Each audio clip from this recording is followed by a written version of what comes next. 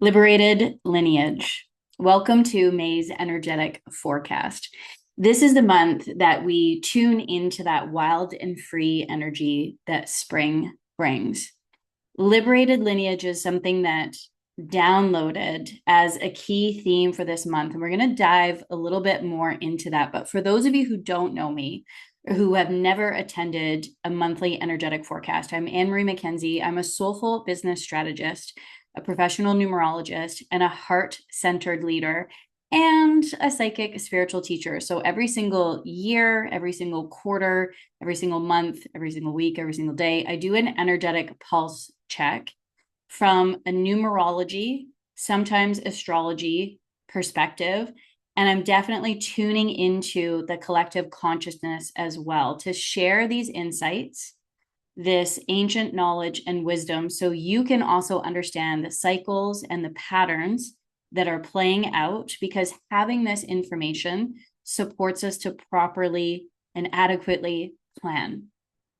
I'm a firm believer that planning is nervous system regulation. And in order for us to have that soulful plan in place, we need the heads up as to what's coming our way. So that's what I try and do for you. So let's get into it. May is a 5 energy month. 5 energy is all about change. It's very playful energy. It is free spirited. One of my core feelings is wild and free, and that definitely represents the 5 energy. It's disruptive. I always call people who have 5 energy, like very dominant in their energetic code, I call them an agent of change, because that is very much what 5 represents. It loves sovereignty, it loves freedom, it loves adventure and travel. It is cycle breaker energy, the pattern disruptor. 5 is also the heart conscious leader. It's very intuitive because it sits at the center of the energy grid in numerology. Because it sits at the center, it's literally the heart of the energetic grid. And because it's also at the center, it connects to all the other numbers around it. So anybody who has that dominant 5 energy in their code is somebody that is a natural mentor, leader, is somebody that can hold space often for other people, and or sometimes has extremely strong boundaries. Because what tends to happen with a 5 is that many people that have that in their energetic code, they'll notice that lots of people tell them things and tell them maybe too much information quite easily, because they are able to easily connect and relate to all of the numbers because of sitting in the center of that grid. So that's the energy that we're playing with this month. So it's no surprise that the main theme that dropped in from my spiritual support team was liberated lineage. Times are changing. We can feel the shifts happening.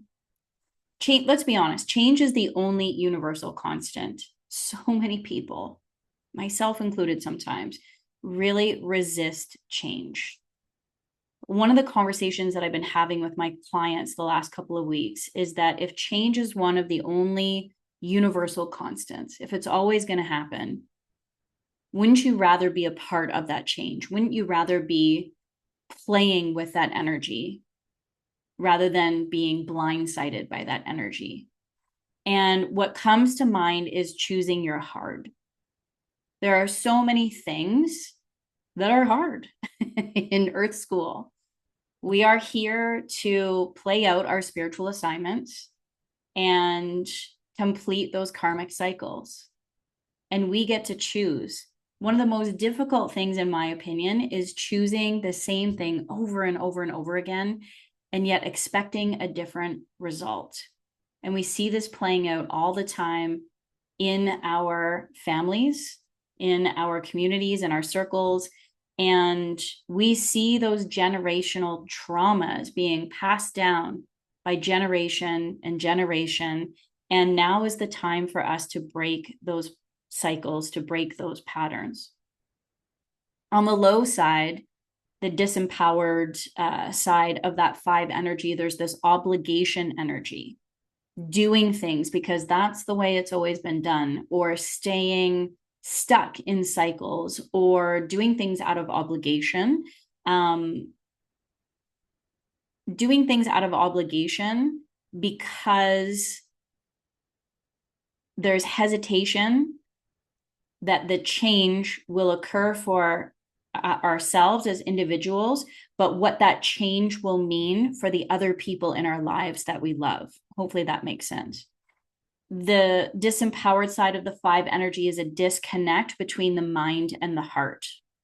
So again, if it sits in the center of that energetic grid, and it is literally the heart of all the other numbers, then the low vibration of the 5 is being completely disconnected from that heart coherence and that heart intelligence, which is our greatest asset and resource that we have that we can easily tune into and tap into. Another not so great aspect of the 5 energy is having these rose-colored glasses on all the time, or shiny object syndrome, or changing something just for the sake of changing something. If it's not broken, why fix it? We talk about this all the time in the numerology of business immersion. For people who have been in business for some time, there are things that just work.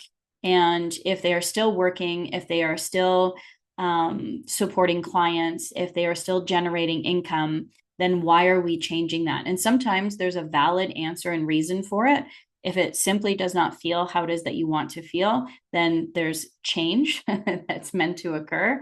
But what does that change look like? It doesn't always mean throwing the baby out with the bathwater, or completely throwing out that pot of stew. It could mean just adding a little bit more salt and adding some extra herbs and spices in order to get it just right so it feels how it is that we want to feel. Also, with this 5 energy this month, we have shifted into Taurus, which is Venus, which is about love, beauty, luxury, and wealth. But from a numerology perspective, we're back to playing with the planet Mars. So it was really cool. Last month was this Mars energy from Aries, and then now we're moving over to Venus, but we're flipping in numerology from Venus to Mars. So we're still in this very fiery, very passionate type energy. And I love that this is all coupled with the 5 energy together. One of the sub themes or ways that we can play with liberated lineage is looking back for evidence of flow. Remember that in April, and if you haven't caught that forecast yet, you can. Remember that April, the 4 energy was about flow over force. So this month in May, that energy is going to carry over, and it's our responsibility to look for evidence of flow. I love doing this in the numerology of business immersion. This is another way for us to look at KPIs, but in a really fun way. We also call these omens of alignment. So this is supporting us to really understand if we are choosing flow over force. Remember that there's a divine timing for everything in the universe. The flowers, they know when to bloom. Birds know when to migrate, for example. Plants know when to grow. I was just hanging out in the Zen Den the other day and noticing, before I noticed, I was thinking, I need to give my plants food because it's now springtime. And without giving them that extra fertilizer or food, I noticed in the Zen Den that every single one of my plants has babies, and not just a baby, multiple babies. Even the money tree behind me here has 3 or 4 different new sprouts growing.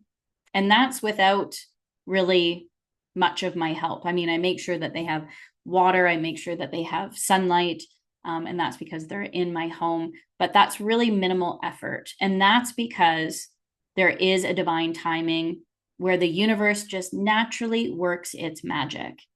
And our role, our responsibility is to learn how to tune into those natural cycles and rhythms of the universe and go with that flow.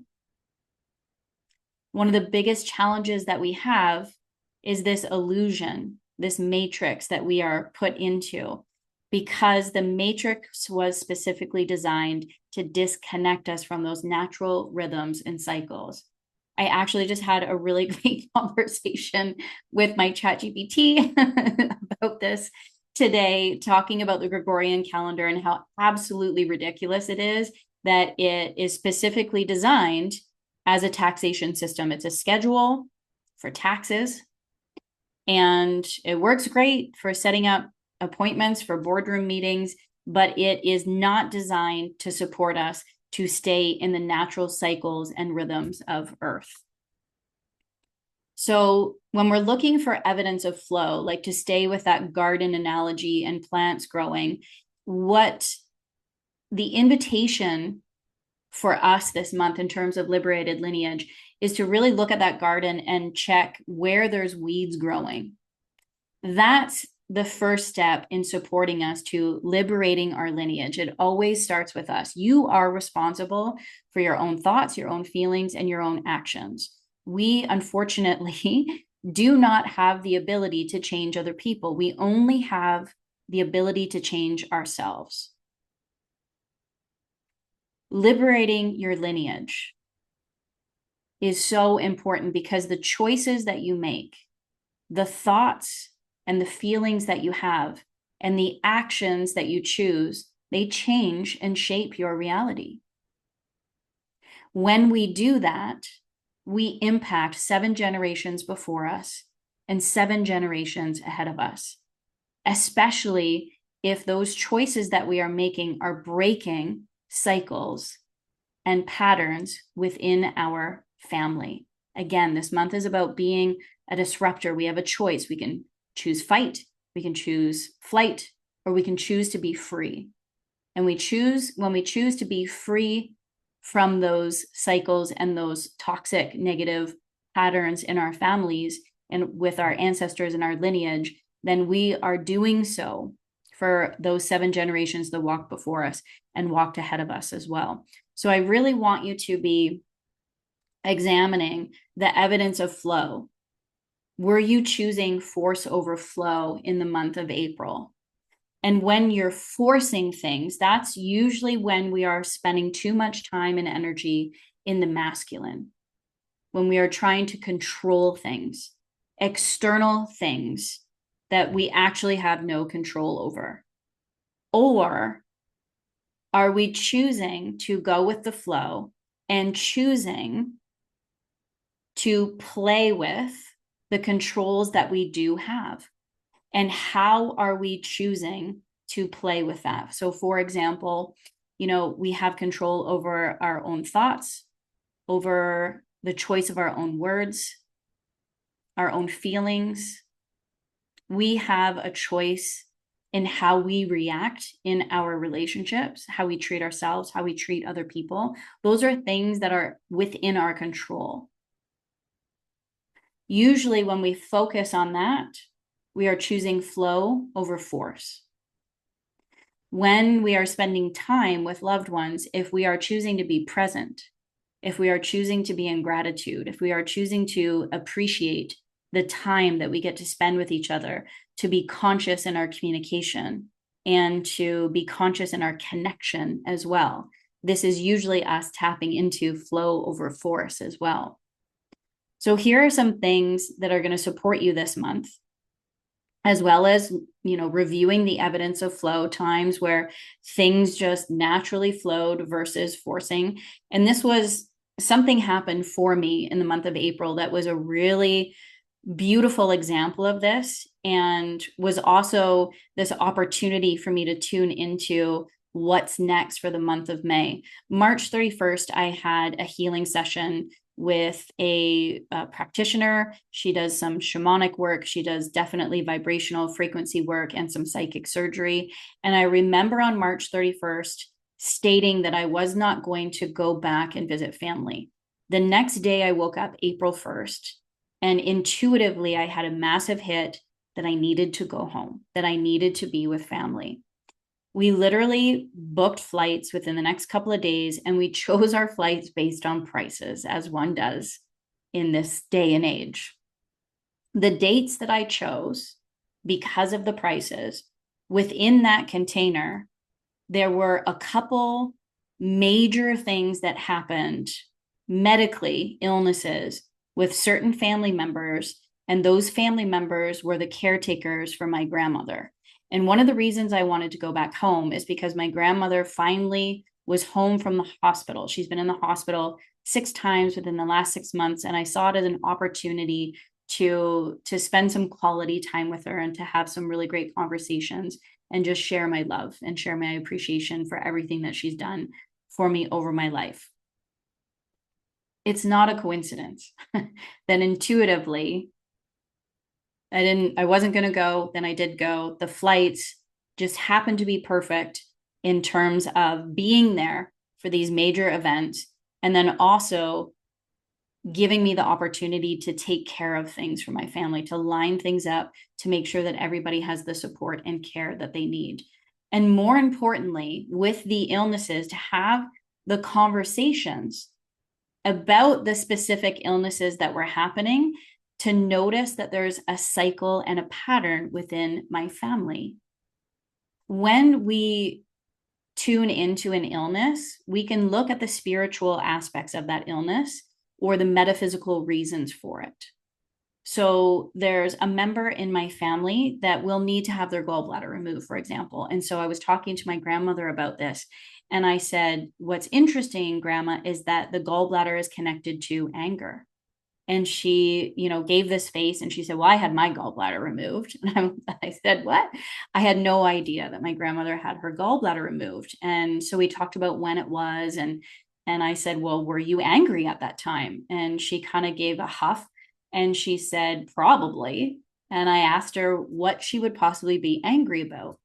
And it led to a conversation, not about anything specific that she was angry about, but that within her marriage, within her relationship with my grandfather, that she didn't often have the opportunity to have the deeper conversations and to express emotions, to have those feelings, and to be in a space where those feelings were not only valid, but that she was able to be seen and heard. Now, by no means am I knocking my grandfather. I love him dearly. He is a mentor in my life. He is now on my spiritual support team. He is somebody that I deeply adore and look up to.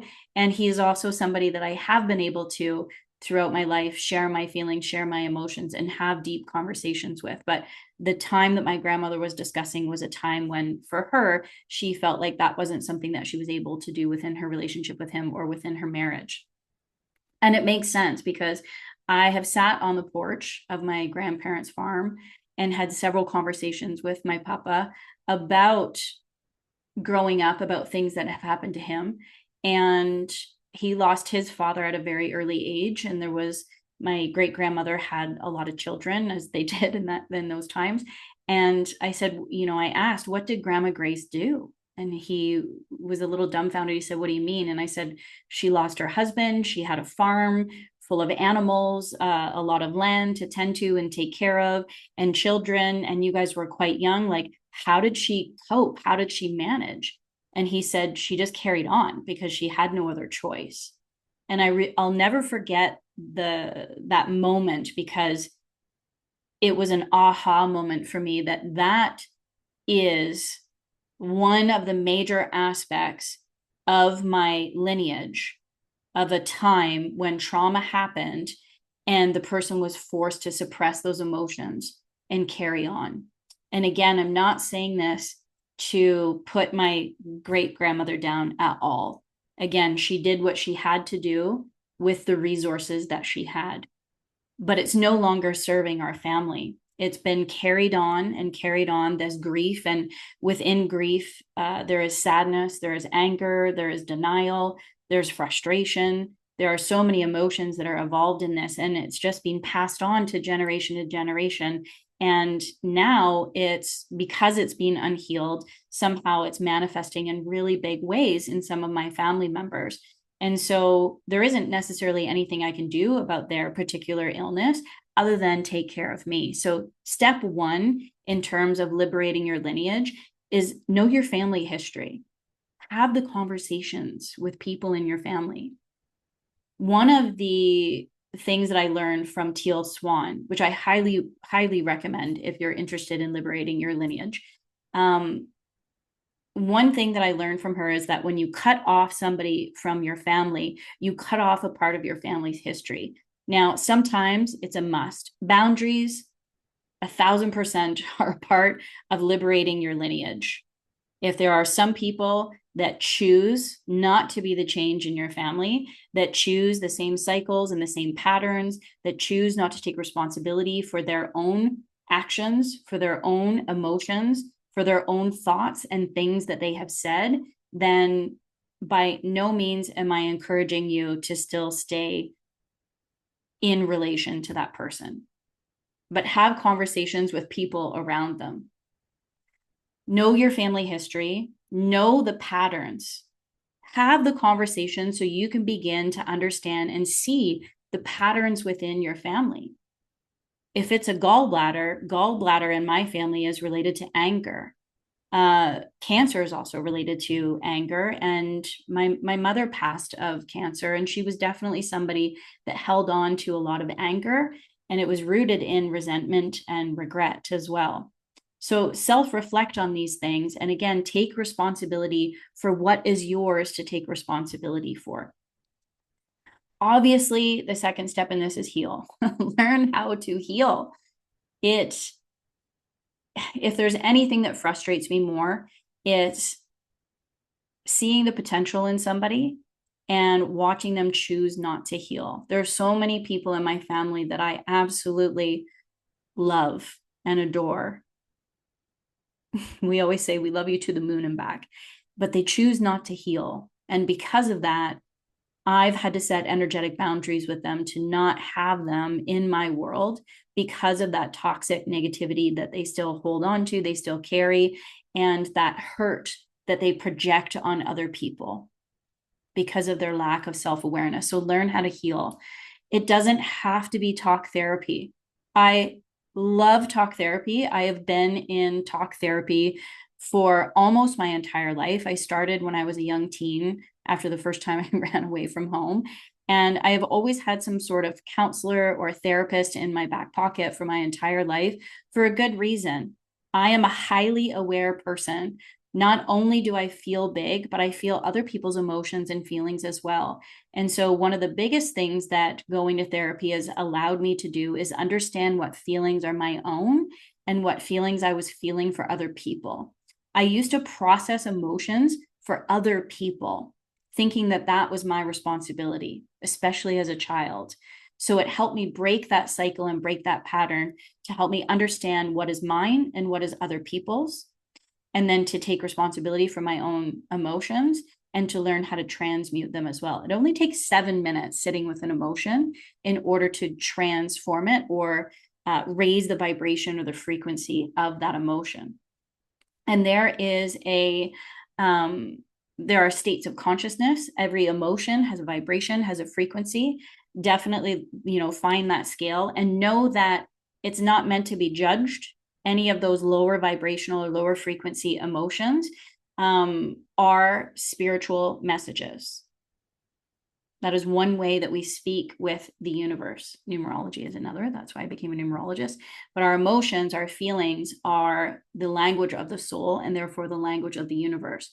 So all of our emotions and our feelings that we're experiencing are messages from the universe, whether we're in alignment or out of alignment, whether we're operating out of fear or operating out of love. And love is the antidote to it all. Love is the antidote to it all. There's breath work that we can do. There's EMDR. There's, shamanic healing circles. There's yoga retreats. There's books. There's podcasts. There's journaling. There's practicing gratitude. There are so many ways that we can choose to heal. And there is not one right path. As long as it's connected to your nervous system and it's supporting you to regulate your nervous system, as in learning how to process and transmute those emotions, then you're on the path to healing. Third, of course, is break that cycle. And that is by looking through the lens of the circle of self. This is what I call the circle of self, and it's integrated into all of my programs. The circle of self involves self-love, self-care, self-compassion, and self-leadership. It always starts with self. Again, we cannot control other people, but we can control ourselves. We must take responsibility for taking care of ourselves. This means stepping out of the masculine energy all the time, constantly suppressing and stuffing emotions, staying in productivity mode, constantly doing, and learning how to rest, learning how to recharge, learning when our cup is empty and what it's going to take not only to fill it up, but allow it to overflow, because the more we have, the more we can give. This is also about setting boundaries. The people pleasers out there, I know you're like, oh, I don't want to, because with boundaries comes pushback. People don't like change, period. The majority of people do not like change. The better you have, the better relationship you can have with change and being an agent of change, the easier your life is going to be. Learning how to go with the flow, roll with the punches, and make changes by listening to your own heart and listening to your own intuition. But in order to do that, we have to set boundaries. And I know that many people are hesitant to set boundaries because of that pushback, because when you change, it's an invitation for other people to change, and they don't want to. Sometimes they don't want to. All relationships are a mirror. Again, just take responsibility for yourself and come from this place of that mirror that is being reflected to that other person is their responsibility. Doesn't mean you can't help and support, but be mindful of how it impacts you mentally, emotionally, physically, and spiritually. And of course, in terms of breaking the cycle, hang out with other people in community that are cycle breakers as well. It is that simple. 4, write a new story and practice gratitude. It doesn't have to be this way. I know there's somebody in my world that experiences anxiety. She's been told over and over and over again that she has anxiety, that she is anxiety. This couldn't be farther from the truth. It's a feeling that she experiences. And one of the reasons why she feels so anxious all the time is because she's living in an environment that is dysregulated. Her nervous system is not allowed to be regulated. And people in her home have anxiety as well. And she feels that. It doesn't have to be that way, right? When we go number 1, number 2, number 3, right? Like know our family history and the patterns, take responsibility, heal, break that cycle, set some boundaries, then it gives that person, gives us this opportunity to write a new story for ourselves. Just because something was the way it was, or it is the way it is, it doesn't mean that it has to stay that way. And I know that Earth family is the most challenging. And we did that on purpose. Our soul chose them on purpose. We chose each other to have these contracts here in Earth School to mirror for each other what we came here to heal, to liberate our lineage. How does this all relate to business? What I love about this, so if you're in any of my programs, whether it's the monthly collective in the numerology of business or the immersion, or if you're stepping into the Master Heart Mastermind with me, one of the things that you will truly understand is who your soulmate clients are. You will be able to articulate who they are.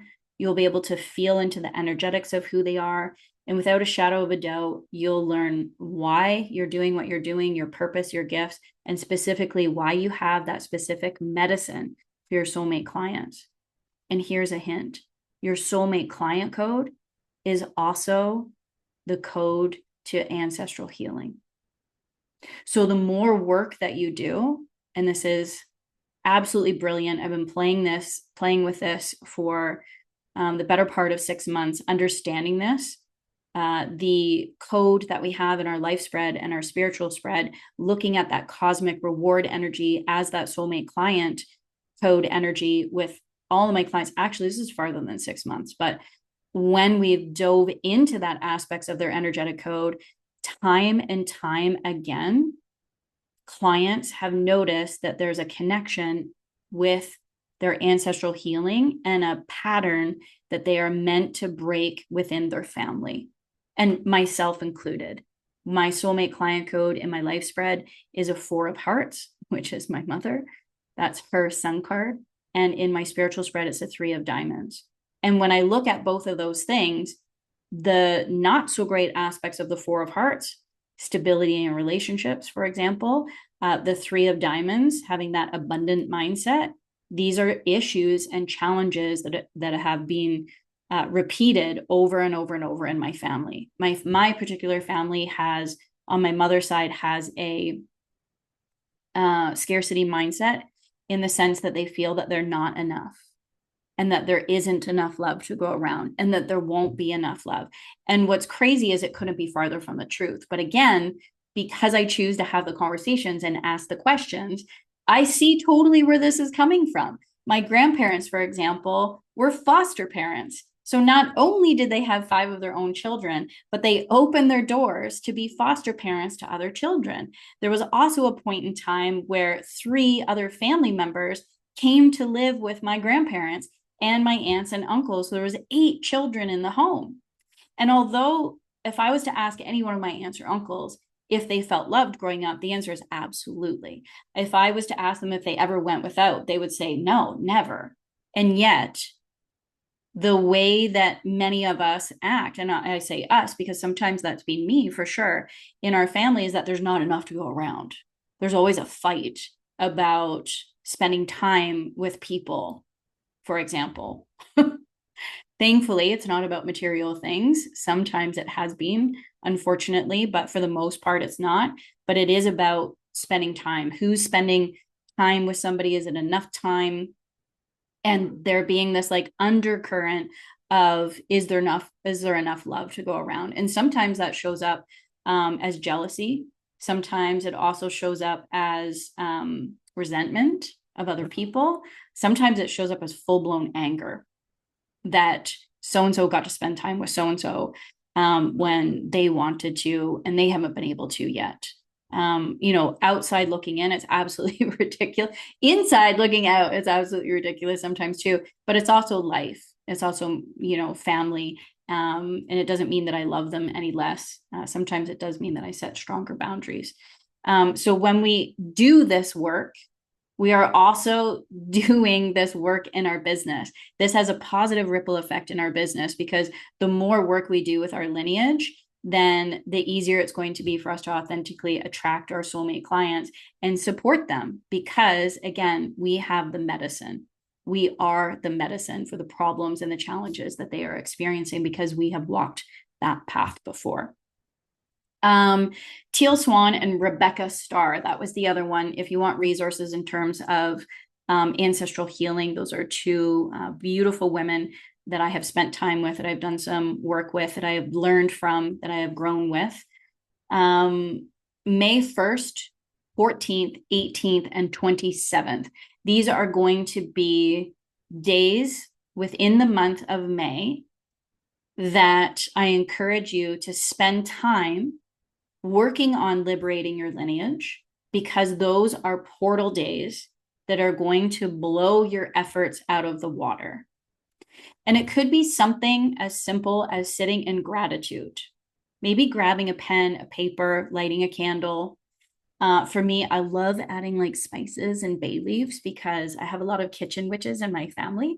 And just really writing down all the things that you're actually grateful for in your family. Specifics about people, specifics about things that you've learned because of your family, things that you've been able to access, or experiences you've been able to have because of them. Set everything aside.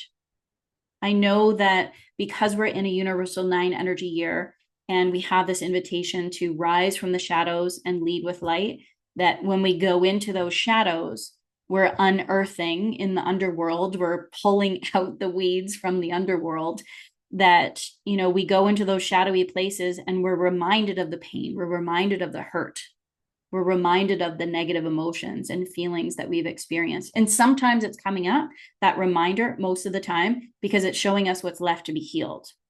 And one of my friends that has supported me with this, I did equine therapy with.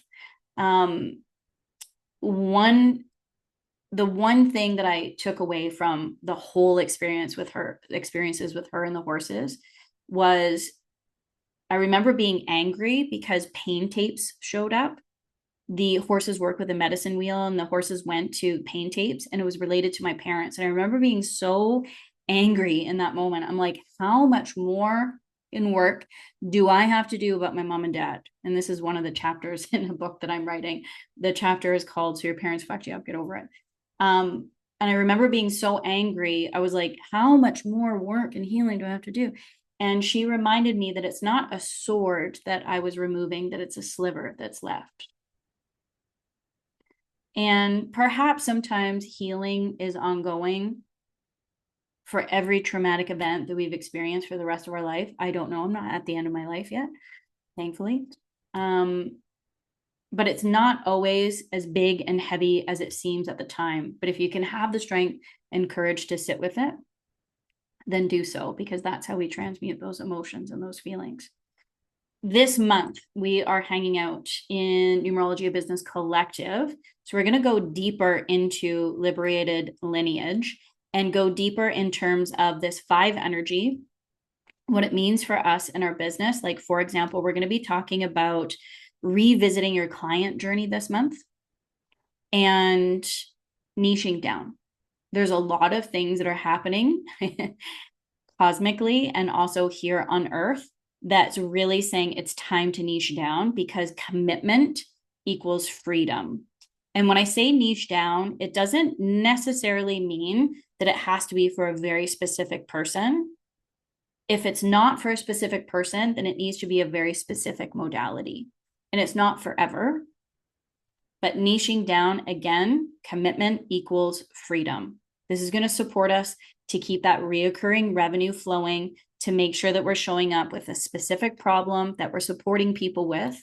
And once that becomes a fine-tuned, well-oiled machine, then you can expand and maybe branch out into other niches. But this month in particular, again, revisiting that client journey and how we can niche down for commitment to equal freedom. We're also going to be talking about specific portal days. I know I mentioned them: May 1st, May 14th, May 18th, May 27th.